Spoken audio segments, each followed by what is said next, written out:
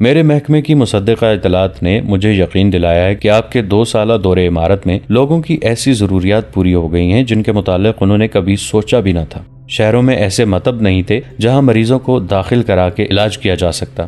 لوگ معمولی بیماریوں سے مر جاتے تھے۔ اب سرکاری مطب کھول دیے گئے ہیں، درس گاہیں بھی کھول دی گئی ہیں، تاجروں اور دکانداروں کی لوٹ کھسوٹ ختم ہو گئی ہے، جرائم بھی کم ہو گئے ہیں، اور اب لوگ اپنی مشکلات اور فریادیں آپ تک براہ راست پہنچا سکتے ہیں۔ آپ کے یہاں آنے سے پہلے لوگ سرکاری اہلکاروں اور فوجیوں سے خوف زدہ رہتے تھے۔ آپ نے ان کے حقوق بتا دیے ہیں، وہ اپنے آپ کو ملک و ملت کا حصہ سمجھنے لگے ہیں۔ خلافت سے انہیں بے انصافی اور بے رحمی کے سوا کچھ نہیں ملا۔ آپ نے انہیں ایسا عدل و انصاف اور وقار دیا ہے، میں وثوق سے کہہ سکتا ہوں کہ قوم خلافت کی بجائے امارت کے فیصلے کو قبول کرے گی۔ میں نے قوم کو عدل و انصاف اور وقار دیا ہے یا نہیں؟ سلطان ایوبی نے کہا۔ میں نے قوم کے حقوق اسے دیے ہیں یا نہیں؟ میں نہیں جانتا۔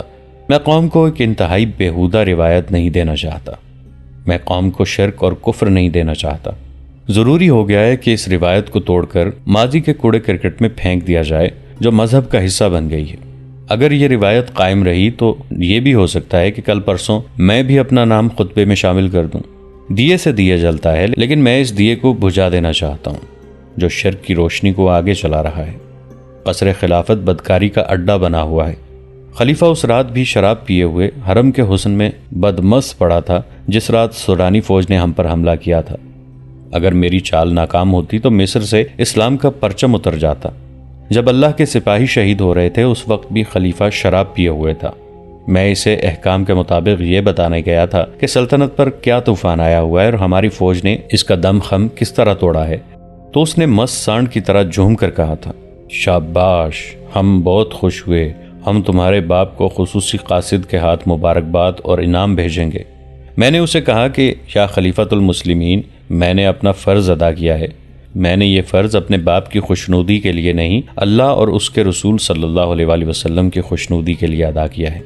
اس بڈھے خلیفہ نے کہا، صلاح الدین، تم ابھی بچے ہو مگر کام تم نے بڑوں والا کر دکھایا ہے۔ اس نے میرے ساتھ اس طرح بات کی تھی جیسے وہ مجھے اپنا غلام اور اپنے حکم کا پابند سمجھتا ہے۔ یہ بے دین انسان قومی خزانے کے لیے سفید ہاتھی بنا ہوا ہے۔ سلطان ایوبی نے ایک خط نکال کر سب کو دکھایا اور کہا، 6-7 دن گزر گئے ہیں، نور الدین زنگی نے مجھے یہ پیغام بھیجا ہے۔ انہوں نے لکھا ہے کہ خلافت 3 حصوں میں بٹ گئی ہے۔ بغداد کی مرکزی خلافت کا دونوں ماتحت خلیفوں پر اثر ختم ہو چکا ہے۔ آپ یہ خیال رکھیں کہ مصر کا خلیفہ خود مختار حاکم نہ بن جائے۔ وہ سڑانیوں اور صلیبیوں سے بھی ساز باز کرنے سے گریز نہیں کرے گا۔ میں سوچ رہا ہوں کہ خلافت صرف بغداد میں رہے اور ذیلی خلیفے ختم کر دیے جائیں، لیکن میں ڈرتا ہوں کہ ان لوگوں نے ہمارے خلاف سازشیں تیار کر رکھی ہیں۔ اگر آپ مصر کے خلیفہ کی بادشاہی اس کے محل کے اندر ہی محدود رکھنے کی کوشش کریں گے تو میں آپ کو فوجی اور مالی امداد دوں گا۔ احتیاط کی بھی ضرورت ہے کیونکہ مصر کے اندر وہاں حالات ٹھیک نہیں۔ مصر میں ایک بغاوت اور بھی ہوگی، سوڈانیوں پر کڑی نظر رکھیں۔ سلطان ایوبی نے خط پڑھ کر کہا، اس میں کیا شک ہے کہ خلافت سفید ہاتھی ہے؟ کیا آپ دیکھتے نہیں کہ خلیفہ العاضد دورے پر نکلتا ہے تو آپ کی آدھی فوج اس کی حفاظت کے لیے ہر طرف پھیلا دی جاتی ہے۔ لوگوں کو مجبور کیا جاتا ہے کہ وہ خلیفہ کے راستے میں چادریں اور قالین بچھائیں۔ خلیفہ کا حفاظتی دستہ دورے سے پہلے لوگوں کو دھمکیاں دے کر مجبور کرتا ہے کہ ان کی عورتیں اور جوان بیٹیاں خلیفہ پر پھول کی پتیاں پھینکیں۔ اس کے دوروں پر خزانے کی وہ رقم تباہ کی جاتی ہے جو ہمیں سلطنت اسلامیہ کے دفاع اور توسیع کے لیے اور قوم کی فلاح و بہبود کے لیے درکار ہے۔ اس کے علاوہ اس پہلو پر بھی غور کرو کہ ہم مصری عوام پر، یہاں کے عیسائیوں اور دیگر غیر مسلموں پر یہ ثابت کرنا ہے کہ اسلام شہنشاہوں کا مذہب نہیں، یہ عرب کے صحراؤں کے گدڑیوں، کسانوں اور شتربانوں کا سچا مذہب ہے۔ یہ انسان کو انسانیت کا وہ درجہ دینے والا مذہب ہے جو خدا کو عزیز ہے۔ یہ بھی ہو سکتا ہے کہ خلیفہ کے خلاف کارروائی کرنے سے آپ کے خلاف یہ بہتان تراشی ہونے لگے کہ خلیفہ کی جگہ آپ خود حاکم بننا چاہتے ہیں۔ شداد نے کہا، سچ کی ہمیشہ مخالفت ہوئی ہے اور ہوتی رہے گی۔ سلطان ایوبی نے کہا، آج جھوٹ اور باطل کی جڑیں صرف اس لیے مضبوط ہو گئی ہیں کہ مخالفت اور مخالفانہ رد عمل سے ڈر کر لوگوں نے سچ بولنا چھوڑ دیا ہے۔ حق کی آوازیں سینوں میں دب کر رہ گئی ہیں۔ شاہانہ دوروں نے اور شہنشاہیت کے اظہار کے اوچھے طریقوں نے رعایا کے دلوں سے وہ وقار ختم کر دیا ہے جو قوم کا ترہ امتیاز تھا۔ عوام کو بھوکا رکھ کر ان پر زبردستی اپنی حکمرانی ٹھونس کر انہیں غلامی کی ان زنجیروں میں باندھا جا رہا ہے جنہیں ہمارے رسول صلی اللہ علیہ وآلہ وسلم نے توڑا تھا۔ ہمارے بادشاہوں نے قوم کو اس پستی تک پہنچا دیا ہے کہ یہ بادشاہ اپنی عیاشیوں کی خاطر صلیبیوں سے دوستانہ کر رہے ہیں، ان سے پیسے مانگتے ہیں، اور صلیبی آہستہ آہستہ سلطنت اسلامیہ پر قابض ہوتے چلے جا رہے ہیں۔ آپ نے شداد مخالفت کی بات کی ہے، ہمیں مخالفت سے نہیں ڈرنا چاہیے۔ قابل صد احترام امیر سلطان ایوبی کے نائب سالار الناصر نے کہا، ہم مخالفت سے نہیں ڈرتے۔ آپ نے ہمیں میدان جنگ میں دیکھا ہے، ہم اس وقت بھی نہیں ڈرے تھے جب ہم محاصرے میں لڑے تھے، ہم بھوکے اور پیاسے بھی لڑے تھے۔ صلیبیوں کے طوفان ہم نے اس حالت میں بھی روکے تھے جب ہماری تعداد کچھ بھی نہیں تھی۔ مگر میں آپ کو آپ کی ہوئی ایک بات یاد دلانا چاہتا ہوں۔ آپ نے ایک بار کہا تھا کہ حملہ جو باہر سے آتا ہے اسے ہم قلیل تعداد میں بھی روک سکتے ہیں، لیکن حملہ جو اندر سے ہوتا ہے، اور جب حملہ آور اپنی قوم کے افراد ہوتے ہیں تو ہم ایک بار تو چونک اٹھتے اور سن ہو جاتے ہیں کہ یا خدائے ذوالجلال یہ کیا ہوا۔ قابل احترام امیر مصر، جب ملک کے حاکم ملک کے دشمن ہو جائیں تو آپ کی تلوار نیام کے اندر تڑپتی رہے گی، باہر نہیں آئے گی۔ آپ نے درست کہا ناصر، سلطان ایوبی نے کہا، میری تلوار نیام میں تڑپ رہی ہے، یہ اپنے حاکموں کے خلاف باہر نہیں آنا چاہتی۔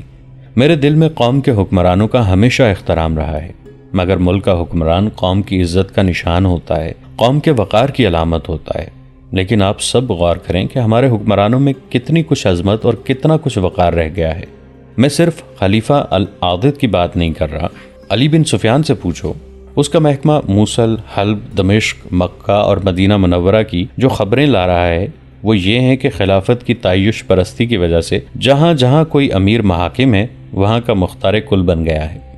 سلطنت اسلامیہ ٹکڑوں میں بڑھتی جا رہی ہے۔ خلافت اس قدر کمزور ہو گئی ہے کہ اس نے امراء اور حکام کو ذاتی سیاست بازیوں کے لیے استعمال کرنا شروع کر دیا ہے۔ میں اس خطرے سے بے خبر نہیں کہ قوم کے بکھرے ہوئے شیرازے کو ہم جب یکجا کرنے کی کوشش کریں گے تو یہ اور بکھرے گا، ہمارے سامنے پہاڑ کھڑے ہو جائیں گے، لیکن میں گھبراؤں گا نہیں، اور مجھے امید ہے کہ آپ بھی نہیں گھبرائیں گے۔ میں آپ کے مشورے کا احترام کروں گا، لیکن میں آئندہ خلیفہ کے بلاوے پر صرف اس صورت میں جاؤں گا جب کوئی ضروری کام ہوگا۔ فوری طور پر خطبے میں سے خلیفہ کا نام اور ذکر نکلوا رہا ہوں۔ سب نے سلطان ایوبی کے اس اقدام کی حمایت کی اور اسے اپنی پوری مدد اور ہر طرح کی قربانی دینے کا یقین دلایا۔ خلیفہ العاضد اس وقت اپنے ایک خصوصی کمرے میں تھا جب قاصد نے اسے بتایا کہ صلاح الدین ایوبی نے کہا ہے کہ اگر کوئی ضروری کام ہے تو میں آ سکتا ہوں، ورنہ میں بہت مصروف ہوں۔ خلیفہ آگ بگولا ہو گیا۔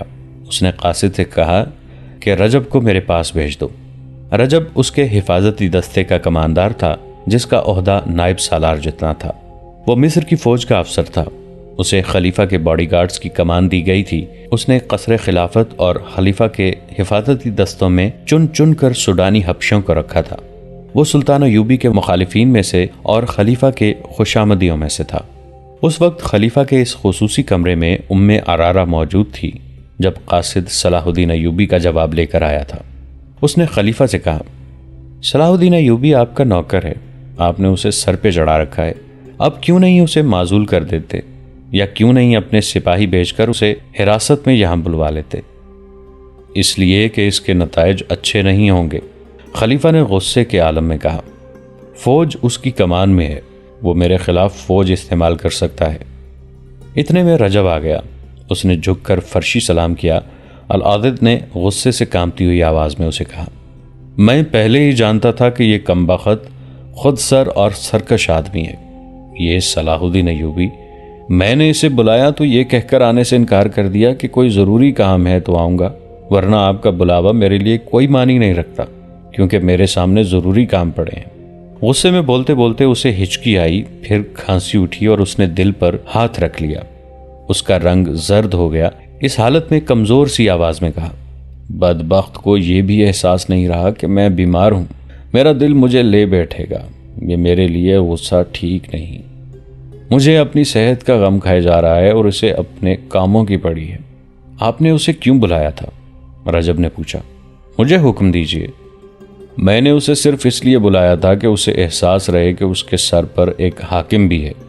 خلیفہ نے دل پر ہاتھ رکھے ہوئے کراہتی ہوئی آواز میں کہا، تم ہی نے مجھے بتایا تھا کہ صلاح الدین خود مختار ہوتا جا رہا ہے۔ میں اسے بار بار یہاں بلانا چاہتا ہوں، اسے حکم دینا چاہتا ہوں تاکہ اسے اپنے پاؤں کے نیچے رکھوں۔ یہ ضروری نہیں کہ کوئی ضروری کام ہی ہو تو میں اسے بلاؤں۔ عرارہ نے شراب کا پیالہ اس کے ہونٹوں سے لگا کر کہا، آپ کو 100 بار کہا ہے کہ غصے میں نہ آ جایا کریں، آپ کے دل اور اعصاب کے لیے غصہ ٹھیک نہیں۔ اس نے سونے کی ایک ڈبیا میں سے نسواری رنگ کے صفوف میں سے ذرا سا خلیفہ کے منہ میں ڈالا اور پانی پلا دیا۔ خلیفہ نے اس کے بکھرے ہوئے ریشمی بالوں میں انگلیاں الجھا کر کہا، اگر تم نہ ہوتی تو میرا کیا ہوتا؟ سب کو میری دولت اور رتبے سے دلچسپی ہے، میری ایک بھی بیوی ایسی نہیں جسے میری ذات کے ساتھ دلچسپی ہو۔ تم تو میرے لیے فرشتہ ہو۔ اس نے لڑکی کو اپنے قریب بٹھا کر بازو اس کی کمر میں ڈال دیا۔ خلیفۃ المسلمین رجب نے کہا، آپ بڑے ہی نرم دل اور نیک انسان ہیں، یہی وجہ ہے کہ صلاح الدین ایوبی نے یہ گستاخی کی ہے۔ آپ نے یہ بھی فراموش کر دیا ہے کہ وہ عربی نسل سے نہیں، وہ آپ کی نسل سے نہیں، وہ کرد ہے۔ میں حیران ہوں کہ اسے اتنی بڑی حیثیت کس نے دے دی ہے۔ اگر اس میں کچھ خوبی ہے تو صرف یہ ہے کہ وہ اچھا عسکری ہے، میدان جنگ کا استاد ہے، لڑنا بھی جانتا ہے اور لڑانا بھی جانتا ہے، مگر یہ وصف اتنا اہم نہیں کہ اسے مصر کی امارت سونپ دی جاتی۔ اس نے سوڈان کی اتنی بڑی اور اتنی تجربہ کار فوج یوں توڑ کر ختم کر دی ہے جس طرح بچہ کوئی کھلونا توڑ دیتا ہے۔ آپ ذرا غور فرمائیں کہ جب یہاں سوڈانی باشندوں کی فوج تھی، ناجی اور ادرش جیسے سالار تھے، تو رعایا آپ کے کتوں کے آگے بھی سجدے کرتی تھی۔ سوڈانی لشکر کے سالار آپ کی دہلیز پر حاضر رہتے تھے۔ اب یہ حال ہے کہ آپ اپنے ایک ماتحت کو بلاتے ہیں اور وہ آنے سے انکار کر دیتا ہے۔ رجب، خلیفہ نے اچانک گرج کر کہا، تم ایک مجرم ہو۔ رجب کا رنگ پیلا پڑ گیا۔ عرارہ بدک کر العادت سے الگ ہو گئی۔ العادت نے اسے پھر بازو کے گھیرے میں لے کر اپنے ساتھ لگا لیا اور پیار سے بولا، کیا میں نے تمہیں ڈرا دیا ہے؟ میں رجب سے یہ کہنا چاہتا ہوں کہ یہ آج 2 سال بعد مجھے بتا رہا ہے کہ ہماری پرانی فوج اور اس کے سالار اچھے تھے اور صلاح الدین کی بنائی ہوئی فوج خلافت کے حق میں اچھی نہیں۔ کیوں رجب؟ تم یہ بات پہلے بھی جانتے تھے، چپ کیوں رہے؟ اب جب کہ امیر مصر اپنی جڑیں مضبوط کر چکا ہے، مجھے بتا رہے ہو کہ وہ خلافت کا باغی اور سرکش ہے؟ میں حضور کے عتاب سے ڈرتا تھا، رجب نے کہا۔ سلطان ایوبی کا انتخاب بغداد کی خلافت نے کیا تھا، یہ آپ کے مشورے سے ہی ہوا ہوگا۔ میں خلافت کے انتخاب کے خلاف زبان کھولنے کی جرت نہیں کر سکتا تھا۔ آج امیر مصر کی گستاخی اور اس کے زیر اثر آپ کے دل کے دورے نے مجھے بھی مجبور کر دیا ہے کہ زبان کھولوں۔ میں کب سے دیکھ رہا ہوں کہ صلاح الدین ایوبی کئی بار آپ کے حضور گستاخی کر چکا ہے۔ میرا فرض ہے کہ آپ کو خطروں سے آگاہ کروں اور بچاؤں۔ اس دوران عرارہ خلیفہ کے گالوں سے گال رگڑتی رہی اور اس کی انگلیوں میں انگلیاں الجھا کر بچوں کی طرح کھیلتی رہی۔ ایک بار اس نے خلیفہ کے گالوں کو ہاتھوں میں تھام کر پوچھا، طبیعت بحال ہوئی؟ خلیفہ نے اس کی ٹھوڑی کو چھیڑتے ہوئے کہا، دوائی نے اتنا اثر نہیں کیا جتنا تیرے پیار نے کیا ہے۔ خدا نے تجھے وہ حسن اور وہ جذبہ دیا ہے جو میرے ہر روگ کے لیے اکسیر ہے۔ اس نے عرارہ کا سر اپنے سینے پر ڈال کر رجب سے کہا، روز قیامت جب مجھے جنت میں بھیجیں گے تو میں خدا سے کہوں گا کہ مجھے کوئی حور نہیں چاہیے، مجھے عرارہ دے دو۔ عرارہ صرف حسین ہی نہیں، رجب نے کہا، یہ بہت ہوشیار اور ذہین بھی ہے۔ حضور کا حرم سازشوں کا گھر بنا ہوا تھا، اس نے آ کر سب کو لگام ڈال دی ہے۔ اب کسی کی ضرورت نہیں کہ کوئی عورت کسی عورت کے خلاف یا کوئی اہلکار قصر خلافت میں ذرا سی بھی گڑبڑ کرے۔ یہ دونوں صلاح الدین ایوبی کے متعلق باتیں کر رہے تھے۔ عرارہ نے کہا، ان کی باتیں غور سے سنیں اور صلاح الدین ایوبی کو لگام ڈالیں۔ تم کیا کہہ رہے تھے رجب؟ خلیفہ نے پوچھا۔ میں یہ عرض کر رہا تھا کہ میں نے اس ڈر سے زبان بند رکھی کہ امیر مصر کے خلاف کوئی بات خلافت کو گوارا نہ ہوگی، رجب نے کہا۔ صلاح الدین ایوبی قابل سالار ہو سکتا ہے، مجھے صرف اس کا یہی وصف پسند ہے کہ میدان جنگ میں وہ اسلام کا پرچم سرنگون نہیں ہونے دیتا، خلیفہ نے کہا۔ ہمیں سلطان ایوبی جیسے ہی سالاروں کی ضرورت ہے جو خلافت اسلامیہ کا وقار میدان جنگ میں قائم رکھیں۔ میں گستاخی کی معافی چاہتا ہوں خلیفۃ المسلمین، رجب نے کہا۔ خلافت نے ہمیں میدان جنگ میں نہیں آزمایا۔ صلاح الدین ایوبی کے متعلق میں یہ کہنے کی جرت کروں گا کہ وہ خلافت اسلامیہ کے وقار کے لیے نہیں لڑتا بلکہ اپنے وقار کے لیے لڑتا ہے۔ آپ فوج کے سالار سے سپاہی تک پوچھ لیں، صلاح الدین انہیں یہ سبق دیتا رہتا ہے کہ وہ ایسی سلطنت اسلامیہ کے قیام کے لیے لڑیں جس کی سرحدیں لامحدود ہوں۔ صاف ظاہر ہے کہ وہ ایسی سلطنت کے خواب دیکھ رہا ہے جس کا بادشاہ وہ خود ہوگا۔ نور الدین زنگی اس کی پشت پناہی کر رہا ہے۔ اس نے صلاح الدین ایوبی کے ہاتھ مضبوط کرنے کے لیے 2000 سواروں اور اتنے ہی پیادہ عسکریوں کی فوج بھیجی تھی۔ کیا اس نے خلیفہ بغداد کی اجازت سے یہ فوج بھیجی تھی؟ کیا خلافت کا کوئی ایلچی آپ سے مشورہ لینے آیا تھا کہ مصر میں فوج کی ضرورت ہے یا نہیں؟ جو کچھ ہوا خلافت سے بالا ہوا۔ واپس اسی لیے نہیں بھیجی گئی کہ یہ کمک مصر پر گرفت مضبوط کرنے کے لیے بھیجی گئی تھی اور اسی لیے یہاں رکھی گئی ہے، رجب نے کہا۔ مصر کی پرانی فوج کے سپاہیوں کو کسان اور بھکاری بنانے کے لیے یہ کمک آئی تھی۔ ناجی، ادرش، کاکیش، عبد یزدان، ابی ذر اور ان جیسے 8 اور سالار کہاں ہیں؟ حضور نے کبھی سوچا نہیں؟ ان سب کو صلاح الدین ایوبی نے خفیہ طور پر قتل کرا دیا تھا۔ ان کا قصور صرف یہ تھا کہ وہ صلاح الدین ایوبی سے زیادہ قابل سالار تھے۔ یہ قتل کس کی گردن پر ہے؟ صلاح الدین ایوبی نے حاکموں کی مجلس میں کہا تھا کہ خلیفہ مصر نے ان سب کو غداری اور بغاوت کے جرم میں سزائے موت دی ہے۔ جھوٹ، خلیفہ نے بھڑک کر کہا، سفید جھوٹ۔